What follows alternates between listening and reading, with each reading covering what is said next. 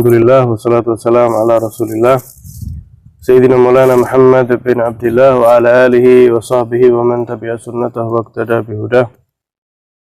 Qala Sayyidil Imam Al-Arif Billah Ibn Athaillah Sakandari rahimahullah ta'ala wa madana bimadadil wafir fid darain amin.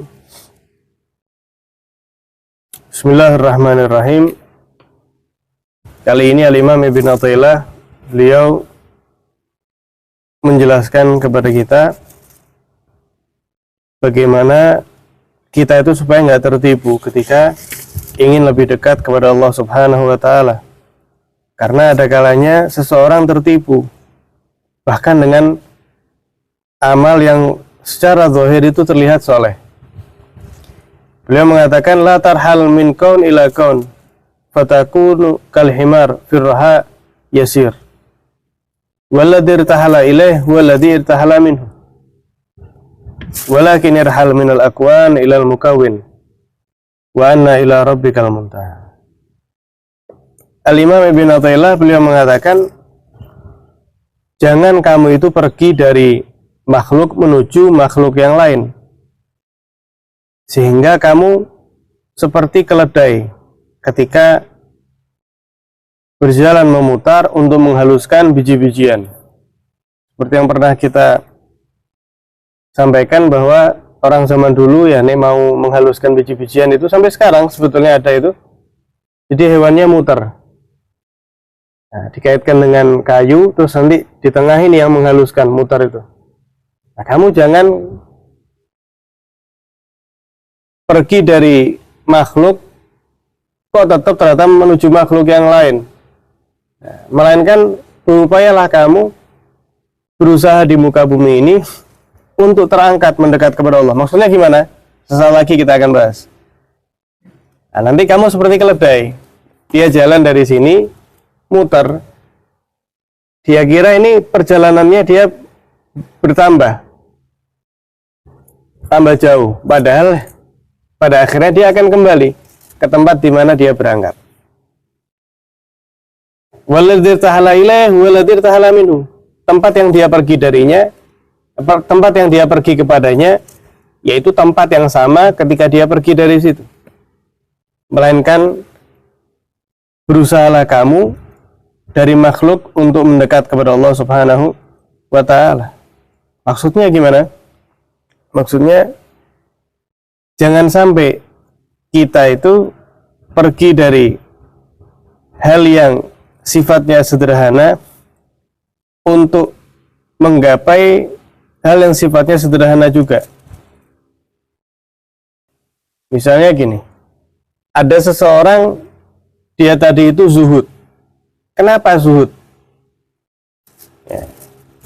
Dia kan bagus, aslinya kan usahanya ini bagus, yaitu zuhud. Tapi tujuannya dia itu supaya dia santai, dia merasa tenang, dan dia mengharap dunia datang sendiri sama dia. Dia beranggapan, ya, dalam hadis Nabi SAW yang menyatakan, manin qata'a ilallahi kafallahu kulla ma'unah wa razaqahu min haitsu la yahtasib. Barang siapa yang memutus dirinya terhadap segala hal dan semata-mata ingin mendekat karena Allah, maka Allah akan mencukupi kebutuhannya dan Allah akan memberikan dia rezeki yang tidak disangka-sangka. Juga misalnya hadis lain, barang siapa yang akhirat itu menjadi prioritasnya, maka Allah akan memudahkan urusannya, akan mengumpulkan kebutuhan-kebutuhannya. Allah jadikan kekayaan dalam hatinya dan dunia akan datang kepada dia sendiri dalam keadaan remeh, dalam keadaan kecil. Nah, ini seolah-olah ketika orang zuhud terus niat seperti itu, ini sama seperti ini sebetulnya dia meninggalkan dunia untuk meraih dunia juga. Jadi dia zuhud, dia meninggalkan dunia. Kenapa? Ya supaya nanti dunianya datang sendiri sama saya. Nah, ini kan sama berarti. Ini kan sama berarti. Dia ini meninggalkan dunia, ya harapannya ya dunia gitu loh. Nah, ini orang sama kayak keledai tadi itu. Dari sini munyet lah.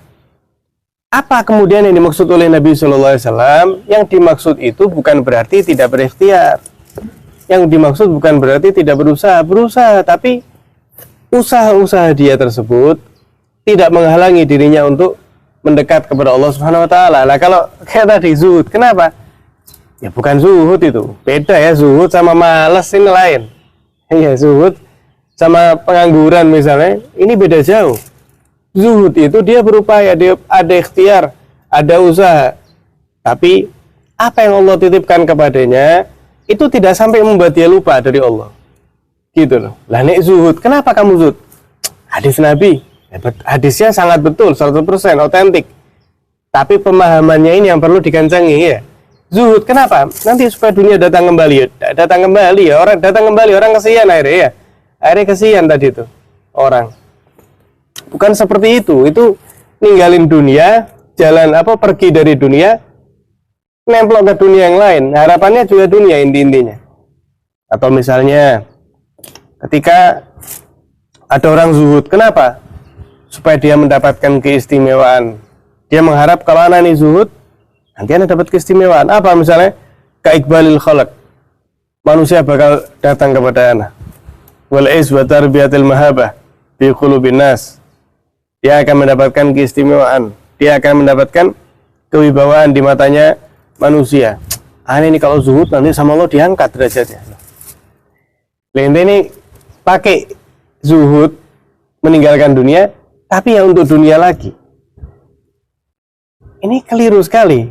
Dan ini namanya syahwah khofiyah. Ini bahaya sekali. Karena ada kalanya orang soleh sekalipun, orang alim sekalipun tergelincir, kepleset juga gara-gara gini. Dia ngira ini hal yang baik. Karena zuhud, kenapa? Nanti derajat anak ditinggikan sama Allah, saya menjadi mulia di mata manusia. Loh, ini padahal dia meninggalkan dunia, tapi justru yang dikejar adalah jabatan, adalah jah. Dan jah atau jabatan itu juga dunia, karena dunia bukan hanya urusan materi saja. Atau juga bahkan ini juga syahwah khafiyah, diantaranya ketika ada orang Masya Allah ibadahnya baik, bagus, pada malam hari tahajud, baca Al-Quran, nangis-nangis. Kenapa? Supaya dia bisa mengeluarkan karomah, jadi wali. Nah ini juga keliru. Ini seolah-olah kan bagus ya, seolah-olah kan bagus. Pengen ibadah supaya bisa apa yang dilakukan oleh wali, jalan di atas air, terbang misalnya dan lain sebagainya. Ya pesulap pun bisa kalau cuma seperti itu. Atau misalnya zuhud di dunia, kemudian kalau ini lain lagi, ini makomnya aulia.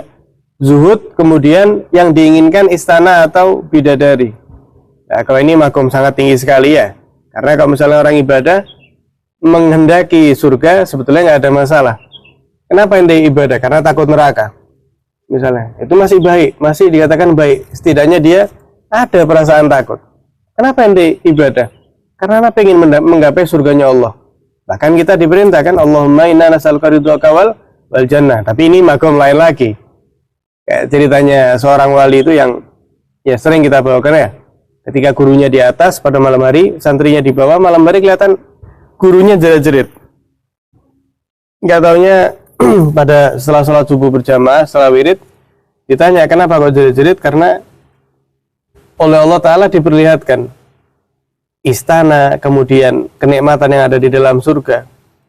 Akhirnya beliau teriak mengatakan ma muradil hur walal qusur walakin muradi kashfus sutur. Bukan keinginanku istana, bidadari, kenikmatan ini bukan ya Allah. Satu-satunya keinginanku adalah dibuka antara hijab antara diriku denganmu. Nah, kalau itu makomnya aulia nih. Jadi maksudnya Imam Ibn Athaillah di sini, janganlah kamu pergi dari makhluk kok menuju makhluk yang lain.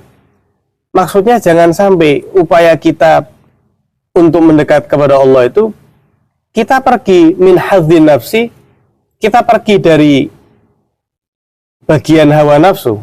Seperti tadi zuhud, ingin berusaha meninggalkan yang lebih daripada dunia. Ila hadzin nafsi yang lain, kepada keinginan hawa nafsu yang lain. Kenapa kok Makanya sebetulnya kurang baik. Misalnya baca wirid-wirid tertentu, biar fungsinya ujung-ujungnya karena apa? Karena dunia misalnya. Nah ini kurang baik.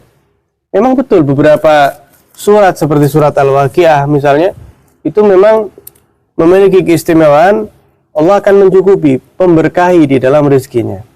Nah, tapi rezeki itu luas, kesehatan itu rezeki. Mungkin orang yang sehat ini alhamdulillah, mungkin kurang merasakan mahalnya. Tapi kalau sudah ke rumah sakit, dia akan pahami Allah.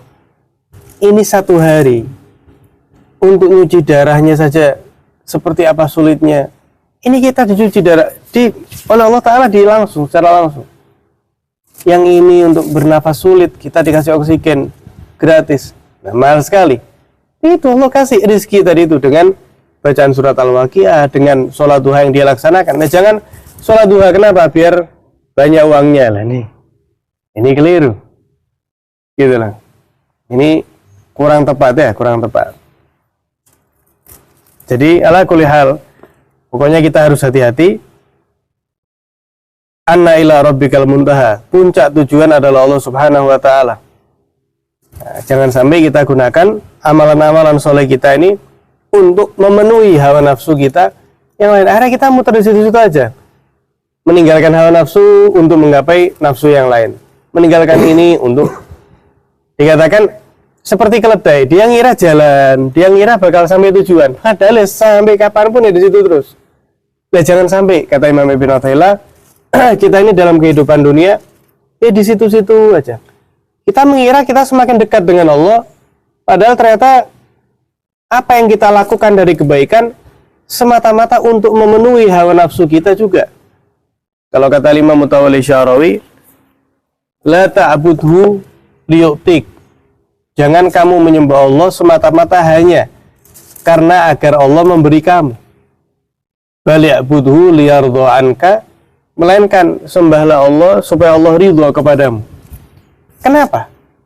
Karena kalau fa'in radiya anka, kalau Allah Ta'ala sudah ridha kepadamu, adhasyaka bi'ata'ih, Allah akan menghujani kamu dengan pemberiannya. Jadi beda ketika hamba menyembah kepada Allah karena ada keperluannya saja, atau yang kedua ketika seorang hamba menyembah Allah murni agar Allah Ta'ala ridha kepada dia.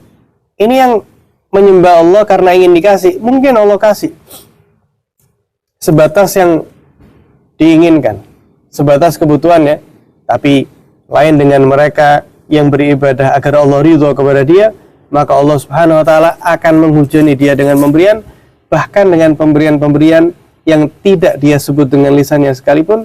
Mudah-mudahan kita dijadikan oleh Allah Subhanahu wa taala hamba-hamba yang pintar ya untuk mengelola hawa nafsu dan sangat berhati-hati di dalam memahami bisikan hati serta mengelola niat agar semakin tua kita semakin mendekat kepada kematian insyaallah setelah sehat panjang umur dengan derajat yang ditinggikan oleh Allah Subhanahu wa taala di akhirat kelak. Amin ya rabbal alamin. Sallallahu ala sayyidina Muhammadin wa alihi wasallam. Alhamdulillahirabbil alamin.